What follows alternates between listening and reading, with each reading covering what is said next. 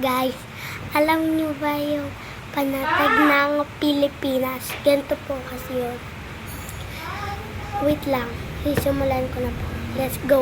1, 2, 3. Start now. Iniibig ko ang Pilipinas. Aking lupang sininsilangan. Daanan ng aking lahi. Kinukup ako at tinutulungan. Maging malakas, masipag at marangal. Dahil mahal ko ang Pilipinas. Dilingin ko ang payo ng aking mga magulang. Susundin ko ang tuntunin ng paaralan.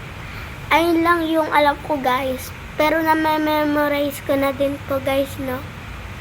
Ayun lang po yung alam ko eh. Hindi na po yung iba. Kasi napanood ko lang yun sa school. Kasi ngayon, guys, face to face na kami. Ako kasi grade 2 na ako po.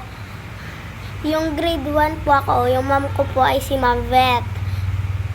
Ngayon po, yung grade 2 na po ako ngayon, mom ko po si Ma'am Aileen. Magaling po silang magturong dalawa.